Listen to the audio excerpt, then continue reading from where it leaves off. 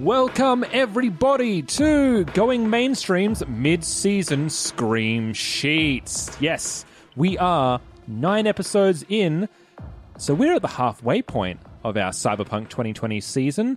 I am Sean, and I am joined here by Ellen. Hello, everyone. Chris. Hey. And our illustrious referee, Phil. Hello. So it is at this point that we thought, you know what, let's take a step back while there's a bit of a breather. I'm sure y'all are stressed, right? As I felt during the whole recording of Cyberpunk 2020. This is the point where I started to kind of ramp up the time pressure and get a bit serious about the complications I throw your way, so I understand. It was very sweaty. And it's a point where this is literally the first time since Roll2Cast has started that we've been able to kind of take a step back and say, hello, everyone. Yeah. Hi, hope you're liking the show. Yeah, thanks for listening, everyone who is listening, and to people who want to jump in. Didn't skip this episode. Yeah.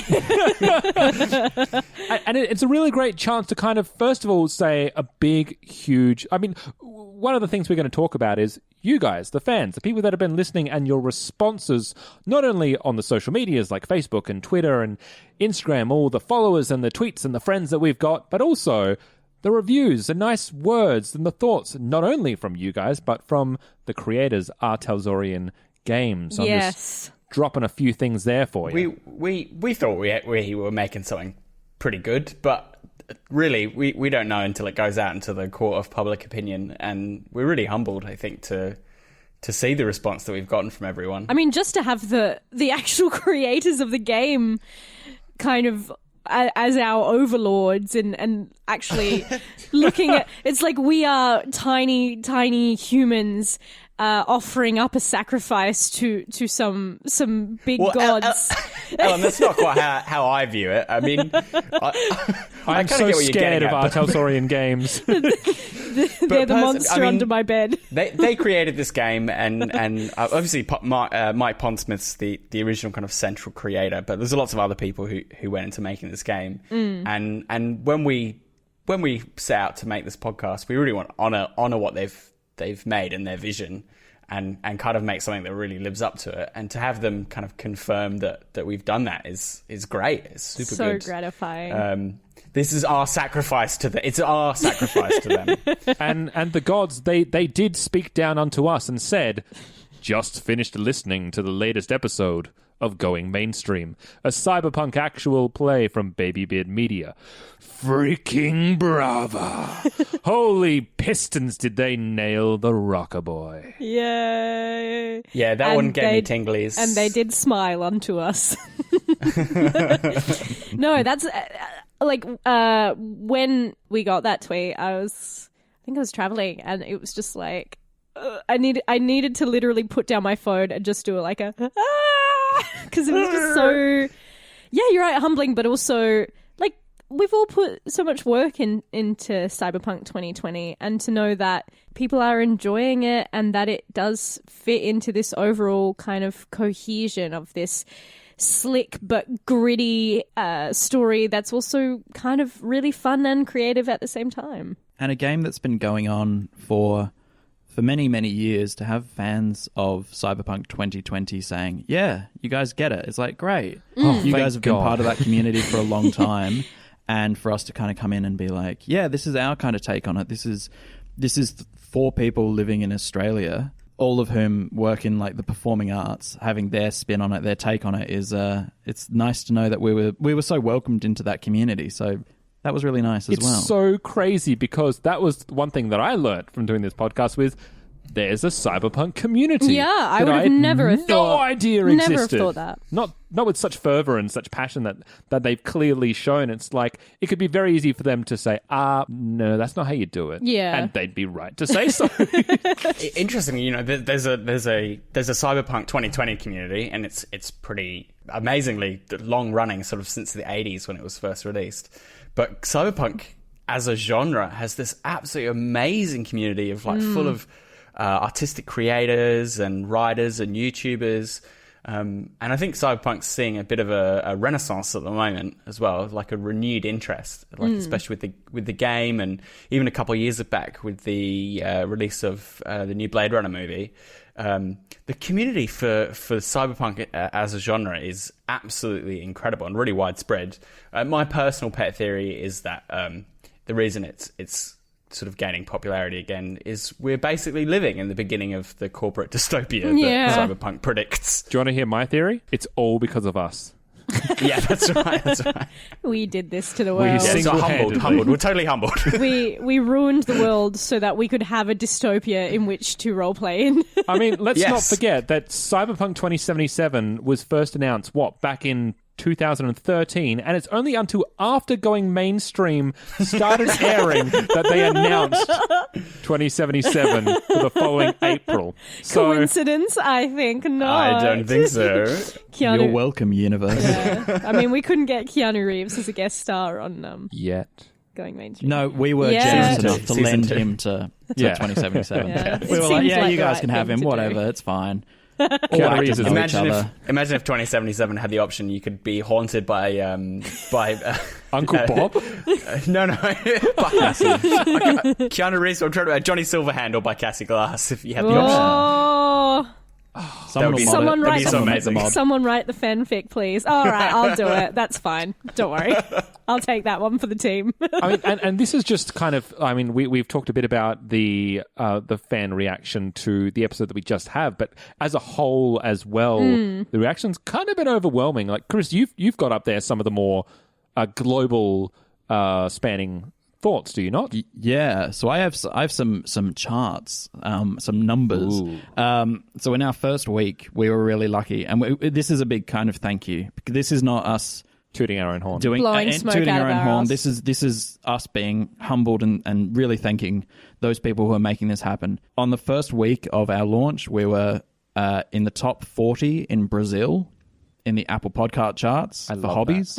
We were in the top 5 in Australia for hobbies. That's incredible. We were top 21 for games and hobbies in Australia. So there's 2 charts, hobbies and games and hobbies, and we were 5 and 21 respectively, which is pretty cool. That's nuts. Single digits. In England, in the Great Britain, we were top in the top 20 in the first week of launch in England in the hobbies chart. And in the US, we were in hobbies. We were 48 in top 50. Top 50. Hell yeah!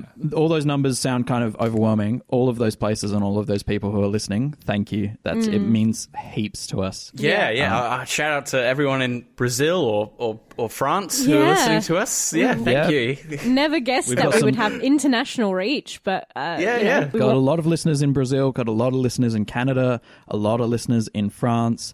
Quite a few listeners in Norway and England. Big love to you all. Yeah, you're breathtaking, all of you. Oh, yeah. It is just so weird, like, to me still, that we are bigger in America than we are in Australia. Like, we still have fans in Australia, but it's just like, I remember hearing that from podcast groups where they're like, generally our international reach kind of expands past our national reach. And I was like, haha, that's weird. Oh, it happens all. Oh, okay. Yeah. It's just like, I'm more exotic to our American listeners. And by exotic, I mean, say things like heaps good, mate, and throw another shrimp on the Barbie. I don't know. You guys seem to like that. Yeah, you enjoy that. Really cool that Brazil is a big fan as well. I think mainly because I would be really excited to see. I hope one thing that comes from Cyberpunk 2020 is that maybe some of our fans get more of an interest in playing themselves, because what other worlds are there? I know that Night City and the world of Night City is pretty well explored, but most cyberpunk settings seem to be kind of America or Asia, and it would just be really cool to see other people's cultural influences on the work. Like, absolutely, yeah. Like, what would South America look like in a cyberpunk world? Who knows? We have a lot of love for just recently, in this last week, we've just got some big chart news. We want to do a big thank you. Germany we peaked at number 2 in Germany. Hey! This last week. Dankeschön. Yeah. My homeland. Hell yeah. Yeah. Represent Germany. Big shout out to Germany. We love you so much. That's amazing. We hope things are good over there. If you're listening to a Cyberpunk 2020 dystopian, no, it's fantastic. I Thank think you so much things for are listening. actually amazing in Germany. I think Yeah. they're Yeah. very progressive, aren't they? I just said yes in Yeah. German, by the way. They're Oh, lovely. cool. Thank you. Germans are lovely people, and I'm glad you're listening as well, Germany. Yeah. Hey, our German fans, my last name's Flurl. It's German. You're welcome. You're welcome. Just throw a stone and you might hit a Flurl. I know all of them are over there. So Or you might hit this one if you throw it really hard. While we're talking at our audience and throwing praise in their faces, I just thought I'd like to say, like, if we might do another sort of wrap up at the end of the season, and if you have any questions for us, like about how we made the show and what went into it and what recording was like, just let us know. Find us on social media and ask some questions, and we'll make space in that wrap up to sort of answer any questions you might have. I know for sure that there's like, I've got my little notebook here, and like there's heaps of ideas and stuff that I scribbled down that I never got about formulating into characters or, you know, proposing as ideas. I'm sure all of our notebooks are full of those kind of like what ifs and like jokes that we talked about, or other character details, and like the moments where Phil was like, "Oh, you're going there and doing." I mean, over here, Okay. sure. If you must. Yeah, no, I literally just cut all that from the podcast. So. or your passive aggressive like, suggestions that we just ignored. It would be easier, but it's your As a choice. referee, I'm just saying. Can we do a big shout out to Paul Goodman? Because this is with the my God, edits. yes. Like, I don't know about you, Ellen, but for me, this is the first time listening back to it with the edits in and with the music in, and it's rad. I'm really excited and really cool. glad. It sounds amazing. Yeah. Yeah, like working with music has really like elevated the podcast a lot. Like when I've editing and I'm looking a moment, I'm like, oh, how well does this moment work? And then you find the right track from Paul to put under it, and you're like, boom, that's it. Now it works.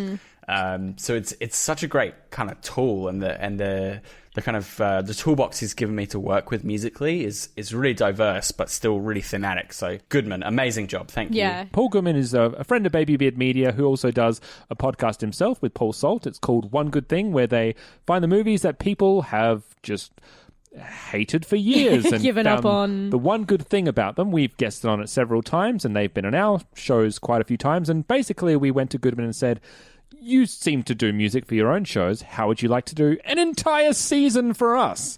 And weirdly, he said yes. Yes. Yes. And it's been incredible. It's been absolutely amazing. Yeah, and especially like working with him to make Rubber Veins. Because I just thought it would be a fun idea, but I had no idea if it was too ambitious to kind of see through.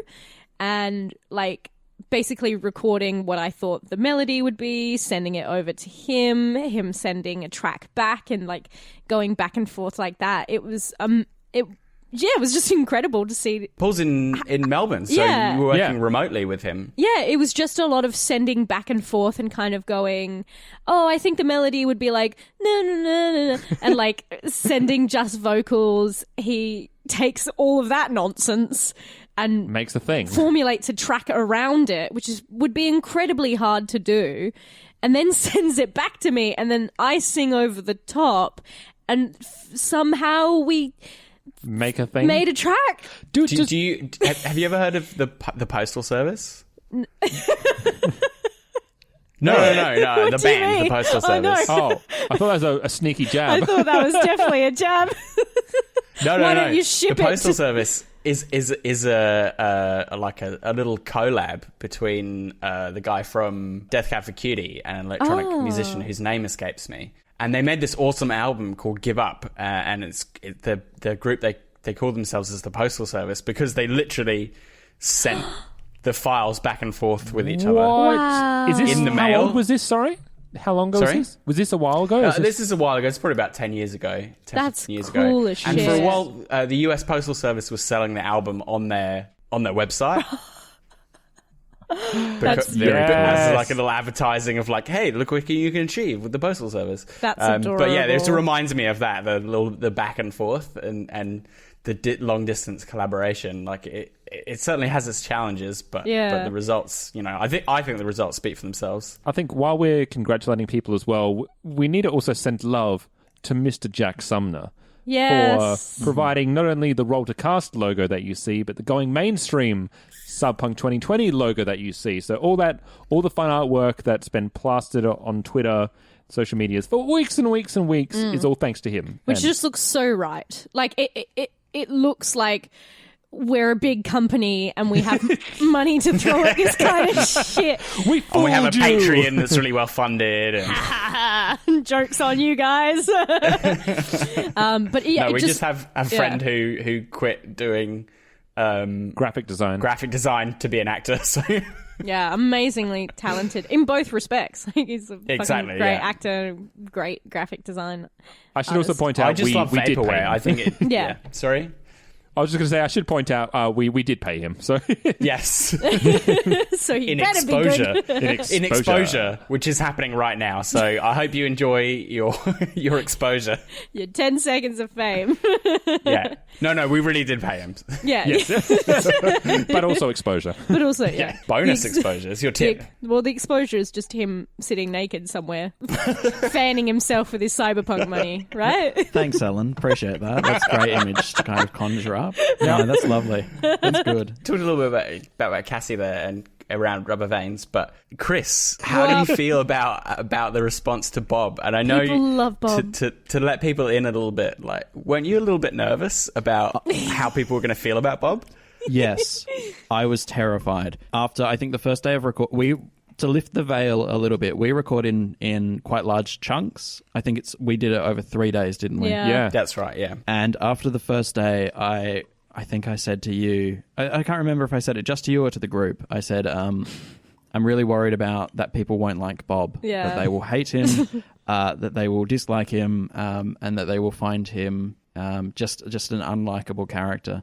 The voice was kind of made in that instance. I had an idea of what the voice was, but I hadn't tested it out efficiently yet, and so I started performing it, and then it stuck, and I was like, right, this is it. I've my committed voice. to this bit. Yeah. It's kind of crazy because I remember before we released episode 1, remember you sent me a message as well, Chris. You're like, are people going to hate Bob?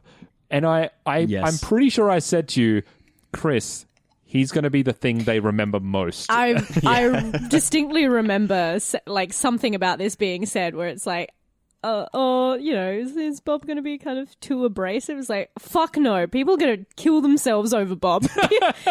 People are going to fucking ignore everyone else and just like, they just want Wake Up Night City. I think one of our earliest reviews started with we finished with Bob for president. I was like, Yeah. that's right. Speaking of reviews, I've got a bunch of them Hey. that I can jump into. Good segue. Just so that we can, there's a few people who've sent us some messages, and we'd like to appreciate not just the people who are listening, but the people who've reached out to us. Be kind and rewind. Damn you. Thank you. Appreciate that. From Watkinson DM. Thank you for your shout out.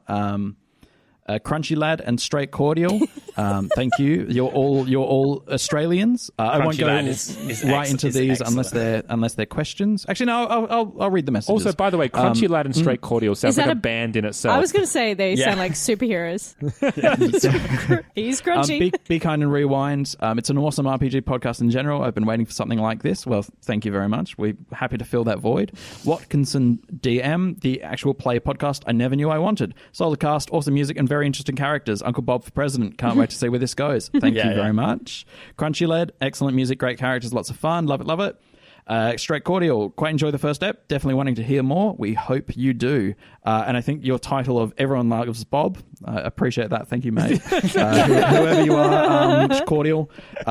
From Brazil, Leviatian 17. I hope I'm pronouncing that right. Cyberpunked, lovely work. Humans, keep it up till April 2020. We hope to. I don't know if we will be able to, but next season you'll keep listening and you'll hear information about that. From Germany, No Name Party. I like the cast. I like the setting. I've got Shadowrun chills without the magic and trogs. Give it a listen because the sound quality is great and the cast is fun. We try to be fun, so thank you, No Name Party. Great Britain. One Good Salt from One Good Thing, I think. Hilarious role-playing podcast. Each member of the team is very funny and crafted excellent characters. The scenario is fun. There's just the right amount of metagaming. It's all very fun. Pretty excellent music too. We think the music is better than pretty excellent. That's right. Super freaking amazing. From Italy, Mad Teuz. Teuz? I'm not quite sure how to pronounce that. Apologies. Best Cyberpunk podcast so far. Thank you for that. That's such a kind thing to say. Yes, thank you. And we agree. Crazy good. This is from the States. Max KU 89. Crazy good. I found you guys with when looking for some inspiration on my own Cyberpunk Red campaign. Your campaign and characters are fantastic. I've got to steal your server room scene. It's so awesome. Keep it up. And then finally... My Last Nerve, awesome. What a wicked cool production and way to listen to a playthrough of Cyberpunk. Excited to see where it goes. Off to a great start. Thank you to everyone. Thank you. Yes, thank you. We can't express how much we love it. The moment is totally past now, but I had a really good joke, so I'm going back for it. Can I hear it anyway? You're going to reach for it? That Straight Cordy would make a really good superhero because it's so strong. Worth it. Concentrated. That's incredible. Yeah. I love that a lot. There's a Twitter reference that I really want to find, which basically just it said, Cassie Glass and Uncle Bob were amazing. Junk, you're there too. I love it. So I also think we buried the lead a bit there because, Chris, you did mention something, you cheeky little boy, which is that there is indeed going to be a season 2 of Roll to Cast, and I think we can reward the listeners with a bit of information on what that might be. Chris, do you want to take this, sir? The intrigue.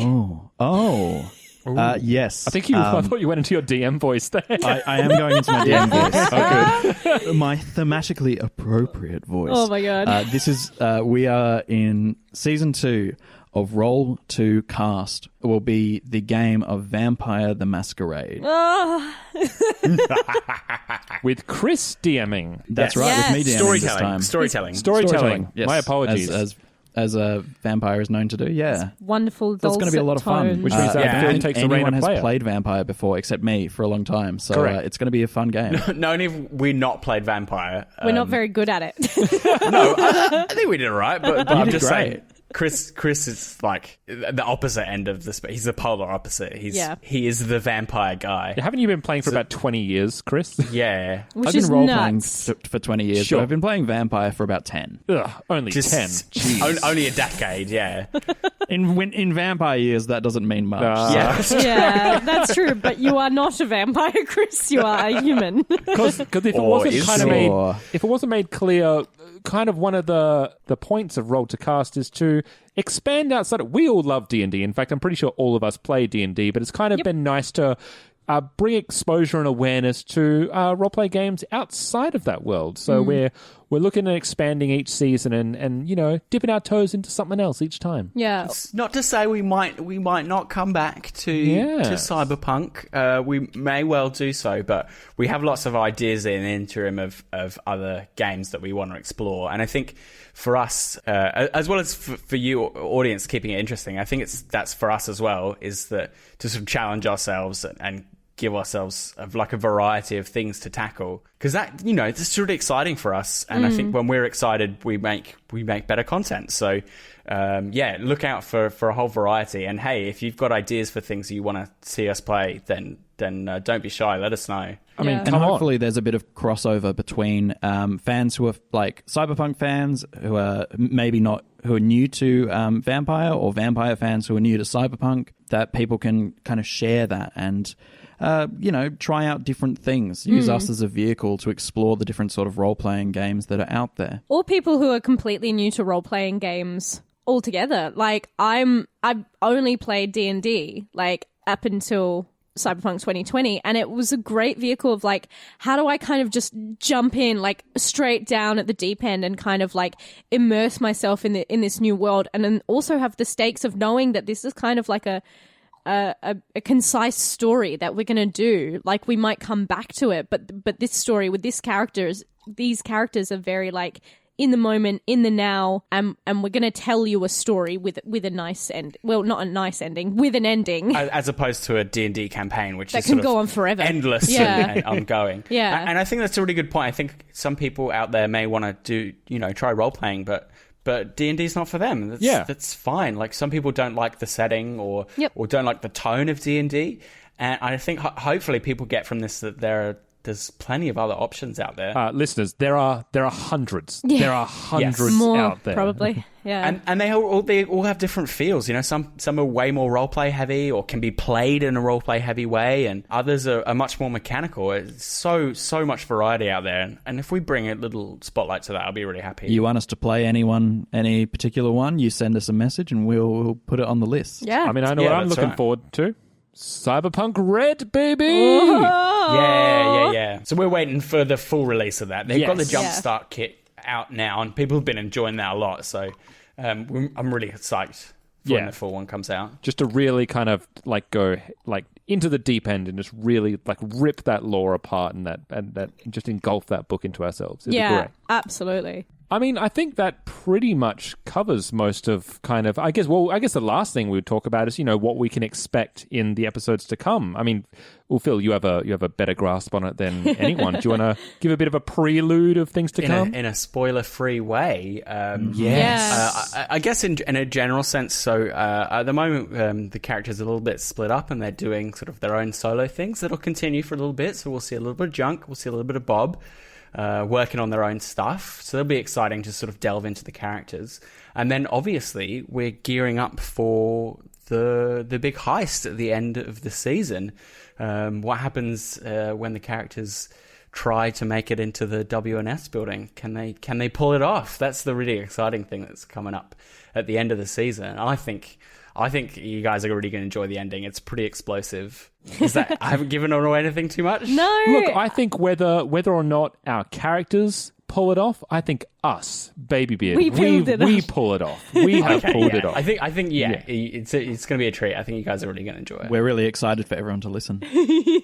And obviously, guys, if you guys are excited and you want to share that excitement with us, there are a few ways you can do that. The first of which is if you'd like to email us, you can do so by emailing us at babybeardmedia@gmail.com. Don't forget all the socials as well. In particular, with Instagram or Facebook or Twitter, if you have any particular interpretations of our characters or Cyberpunk 2020, please let us see. If you cosplay as Cassie Glass, I will fucking... She'll cry. Oh is my what'll god! happen. I'll cry and then try and make out with you. It'll be very weird, but good. But good. I think a few cosplayers have just gone, maybe I don't want to. And a few people who aren't in the cosplay scene have gone, maybe I'll give this cosplay thing a try. Now I'm going to start cosplaying. Yeah, and that's all at Baby Beard Media. Don't forget to subscribe to the podcast if you're not subscribed to it. And if you have a little message that you want to get straight to us, you can send it via the review thing. If you like what we're doing, send the review. It's great. So the new episodes of Going Mainstream are coming every week on Friday. The Australians will get it on Saturday morning, but the US peeps will get it Friday evening, afternoon, evening. Friday night, baby. Friday night firefight. But yeah, once again, and finally, thank you guys so much for being as awesome as you have been. It makes it so much easier for us to do this each week and to kind of send it out to you. We've enjoyed the love and we love you all back. Yeah. Yeah, we love you. Big kisses.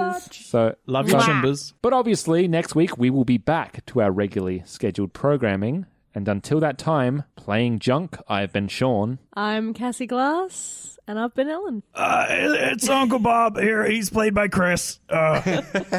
And wrangling all these crazies is referee, me, Phil. All right, bye, I guess. Bye. Bye. See if you guys can do a Bob voice. I want to hear you guys try and do a Bob voice. I don't know if I can do it. I don't know. What time is it? I don't know. Wait, there's too many Bobs here. How many Bobs? Who's the real Bob? Can you fit? Which one's the real Bob? The real Bob would want to die. Bobbing for apples or appling for Bob. A cacophony of Bobs, which is actually what it's called when you get a bunch of I Bobs. thought it was a nightmare. A nightmare of Bob.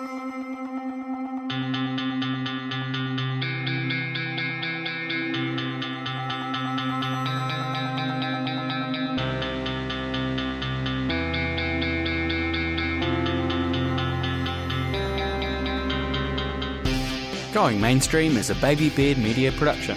Find us on Facebook, Twitter and Instagram, and all our podcasts are on Spreaker, YouTube and all good podcatchers. Cyberpunk 2020 and all associated properties are trademarked for R. Telsorian Games. Used with permission.